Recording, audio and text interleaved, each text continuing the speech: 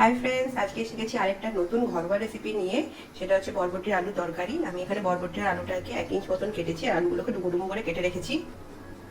3টে medium size পেঁয়াজকে আমি স্লাইস করে রেখেছি। কড়াতে তেল দিয়ে দেবো। তেলটা গরম হয়ে এলে দিয়ে দেবো এর মধ্যে 2টো তেজপাতা।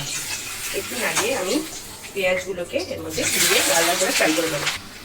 দেখুন পেঁয়াজটা আমার লাল লাল করে ফ্রাই হচ্ছে। এবার আমি দিয়ে দেবো আমার কেটে রাখা এই আলু আর বরবটি। এবার নুন দিয়ে সবকটাকে আমি একদম ভালো করে ফ্রাই করে নেবো। আলু আর বরবটি দিয়ে আমি দিয়ে দিলাম স্বাদ মতো নুন। আমি এখনই নুনটা ফাইনাল দিয়ে দেবো। এবার ভালো করে লালচে করে আমি আলুগুলোকে আর বিনসগুলোকে পেঁয়াজ সমেত ফ্রাই করে দিচ্ছি। দেখুন আমার বরবটি আর আলুটা কি সুন্দর লাল লাল করে ফ্রাই হয়ে গেছে। এবার আমি একটা মশলা বানাবো।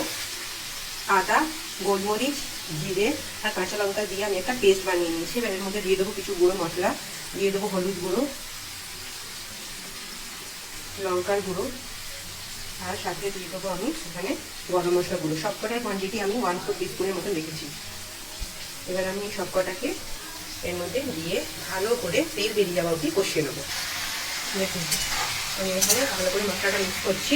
এবারে তাকে ঢাকা চাপা দিয়ে আমি 5 থেকে 10 মিনিট কষিয়ে নেবো, যতক্ষণ না পুরো মশলা থেকে তেলটা আমার রিলিজ হয়ে যাচ্ছে। দেখুন খুব সুন্দর আমার মশলাটা কষে যাচ্ছে, এখন তেলটাও ছেড়ে দিয়েছে। এবার আমি পরিমাণ মতন জল দিয়ে আলুগুলোকে বরবটিগুলোকে সেদ্ধ হওয়া অবধি কুক করে নেবো।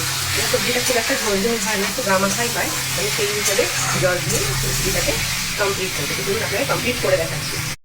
হাফ বাটির মতো জল দিয়েছিলাম আর শুকিয়ে শুকিয়ে আমার এটা এতটা হয়ে গেছে। আপনারা চাইলে আরও শুকিয়ে নিতে পারেন। পাশাপাশি আলুগুলো সেদ্ধ হয়ে গেছে। তো চলুন, আমাদের রেসিপিটা একদম রেডি। লুচি, পরোটা, রুটি, ভাত, চাল যে কোনো কিছুর সাথেই খুব ভালো লাগবে। এই ধরনের আরও রেসিপিস আপনারা আমাদের চ্যানেলে পেয়ে যাবেন। ততক্ষণের জন্য আমাদের চ্যানেল এনজয় করতে আমাদের চ্যানেলকে ফলো করুন, আমাদেরকে সাপোর্ট করুন। প্লিজ প্লিজ সাপোর্ট করুন আমাদেরকে।